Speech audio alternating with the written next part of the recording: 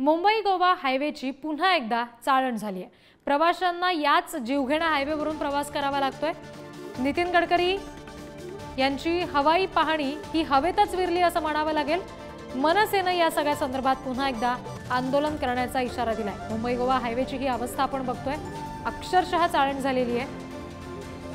संपूर्ण रस्त्यात खड्डे असल्याचं आपण बघतोय आणि या सगळ्या संदर्भात आता मनसेनं आक्रमक भूमिका घेतली, पुन्हा एकदा आंदोलन करण्याचा इशारा दिलाय।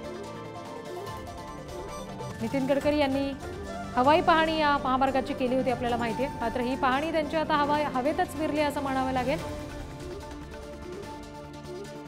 प्रतिनिधी श्रीकांत शेलार आपल्याशी जोडले गेलेत, त्यांच्याकडून अपडेट्स घेऊयात। श्रीकांत, काय नेमके तपशील आहेत याबाबतचे? मनसेची नेमकी काय भूमिका आहे याबाबत? रिद्धी, खरं जर पाहिलं तर गेले 17 वर्ष मुंबई गोवा महामार्गाचं काम हे रखडलेल्या अवस्थेत आपण बघतोय आणि आता याकडे आता मनसेने आक्रमक पवित्र धोरण धारण करण्याचा आता विचार केलेला आहे। एकंदरीत आपण जर का पाहिलं तर मार्चमध्ये नितीन गडकरींनी उदय सामंत यांच्यासोबत हवाई मार्गाने पाहणी केली होती, मात्र हा मुंबई गोवा आता महामार्ग खड्डेमय जसं तसंच आतापर्यंत दिसून येत आहे आणि याच्याच अनुषंगाने आता मनसे या ठिकाणी रायगडमध्ये आता आक्रमक झाल्याचे आता पाहावयास आपल्याला मिळत आहे। जी निश्चित श्रीकांत, धन्यवाद दिलेल्या सगळ्या माहितीसाठी।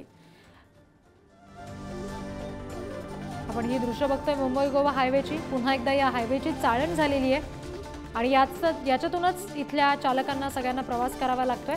वर्षानुवर्षाची ही समस्या आहे मुंबई गोवा हायवेची, मात्र अजूनही त्याची परिस्थिती सुधारत नाहीये। केंद्रीय मंत्री नितीन गडकरींनी त्याची हवाई पाहणी सुद्धा केली, मात्र अजूनही कुठली ऍक्शन त्याबाबत घेतली गेलेली दिसत नाहीये।